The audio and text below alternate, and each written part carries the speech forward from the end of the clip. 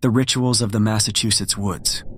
It all began on a cold, overcast day in October, when a group of hikers decided to explore one of the darkest corners of the Massachusetts woods, a secluded place known only to those who dared to speak of it in whispers. The locals avoided the area, fearful of the stories told about those who had disappeared without a trace. There was something in the air, a tangible sensation, as if the trees themselves were watching those who dared to walk among them. No one really wanted to speak about what happened there, and even less about venturing into its depths. But the group of 5 young adults paid no attention to these warnings. Eager for adventure, they had no idea what awaited them.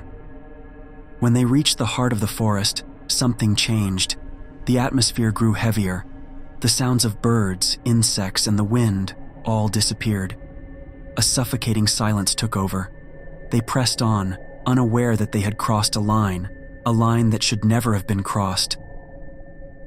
They came upon a clearing, and the first thing they noticed was a circle of stones placed with terrifying precision. These weren't ordinary rocks. They were arranged in a strange pattern, more like a ritual than a coincidence.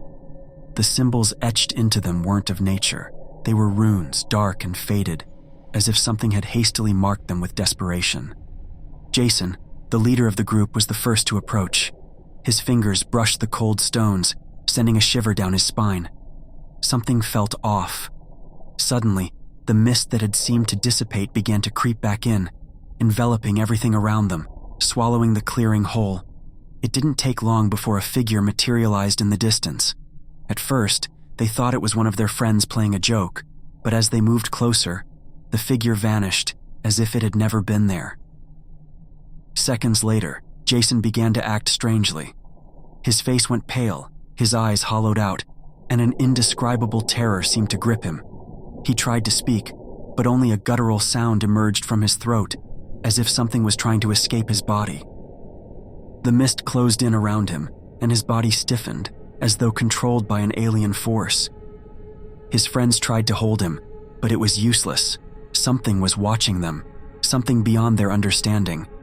The feeling of being observed became unbearable. In that moment, Jason disappeared. No one saw him leave. Only his shadow remained, hanging in the air, as if he had dissolved into the fog, taking any remaining hope with him. The search lasted days. No one could explain what had happened. No one could understand why the forest seemed to devour people, as if they weren't meant to be there.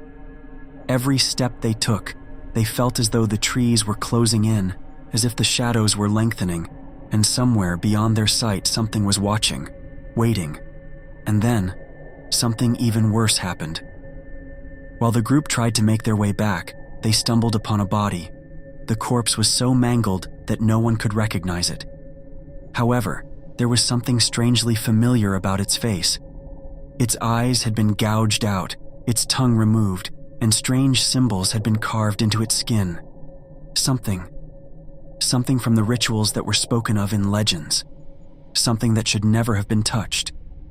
The last survivor made it back to town, but the nightmares never stopped. In his dreams, the shadows of the forest called to him, and in the stillness of the night, when no one dared to come near, he could hear whispers, voices, fragments of something ancient.